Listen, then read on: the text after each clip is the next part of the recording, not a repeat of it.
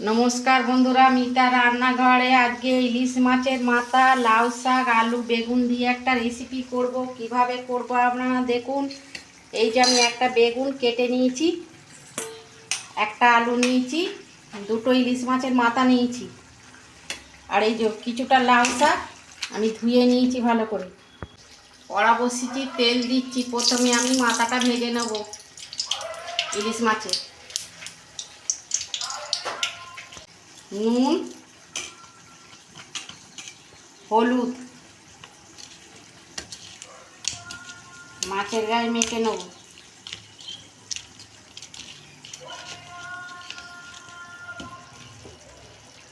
তেল গরম হয়ে গেছে, মাথা দুটো ভেজে নিচ্ছি।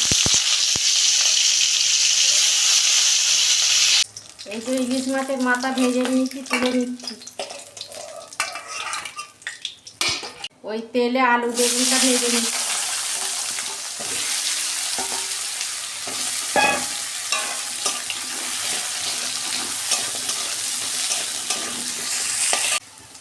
আলু বেগুনটা ভাজা হয়ে গেছে, আমি তুলে নিচ্ছি। কে কে লাউ শাক ইলিশ মাছের মাথা দিয়ে খেয়েছেন কমেন্টে লিখবেন।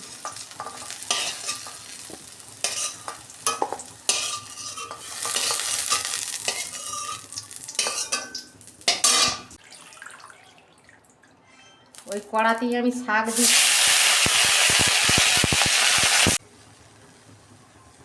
পরিমাণ মতো আমি নুন দিচ্ছি। নুন দিয়ে আমি ঢাকা দেবো 2 মিনিট।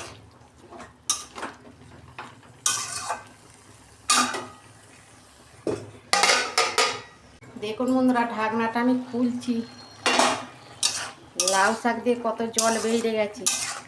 আমি কিন্তু এতে একদম জল দিইনি।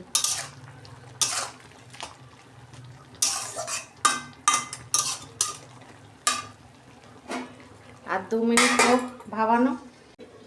4টে কাঁচা লঙ্কা দিচ্ছি, 1 চামচ সর্ষে দিচ্ছি। এটা আমি একটু অল্প নুন দিয়ে আমি পেস্ট করব।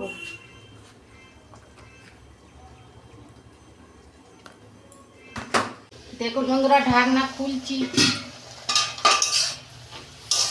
এই যে শাকটা আমার ভাবানো হয়ে গেছে, আমি ঢেলে ফেলছি। তেল দিচ্ছি কড়া, একটা শুকনো লঙ্কা দিচ্ছি, সর্ষে কাঁচা লঙ্কার পেস্টটা দিয়ে দিচ্ছি।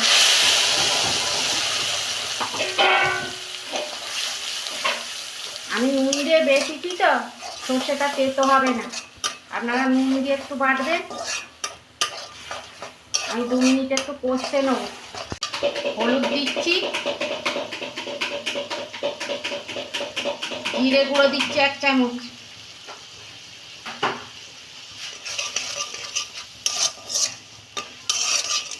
আমি কাঁচা লঙ্কা দিয়ে বেটেছি তো আর লঙ্কা দেবো না। ভাজা মাথা দুটো দিয়ে দিচ্ছি।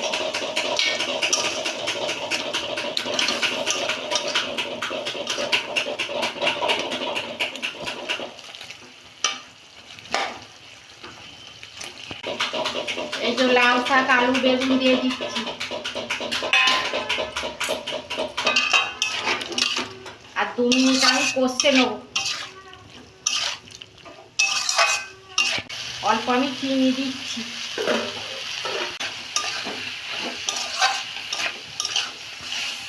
শাকে নুন দিয়েছিলাম তো আর অল্প নুন দিচ্ছেন।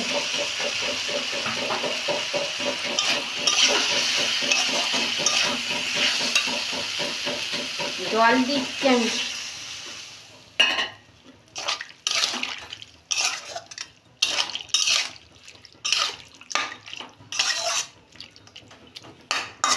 পাঁচ মিনিট মতো ঢাকা দিচ্ছি। কোন বন্ধুরা, ঢাকনাটা খুলছি।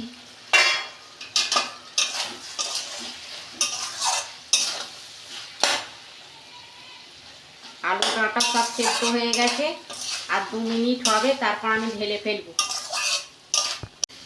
দেখুন বন্ধুরা, লাউ শাক আমার হয়ে গেছে, আমি এবার ঢেলে ফেলবো।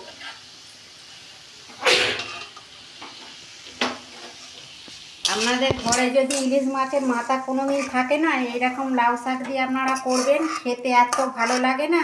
কচু শাক দিয়ে তো ভালো লাগে, কিন্তু এই লাউ শাক দিয়ে একদিন করে খাবেন, দেখবেন বলবেন ওই দিদিটা বলেছিল ভালোই তো খেতে হয়েছে। আর না হলে আমাদের বাড়ি চলে আসুন, অনেকটা হয়েছে।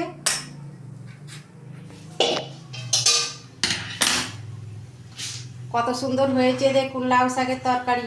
আপনারা এরকম ইলিশ মাছের মাথা দিয়ে করবেন আর কমেন্টে লিখবেন। আমার রান্নাটা যদি ভালো লাগে আমার পাশে থাকবেন, শেয়ার করে দেবেন।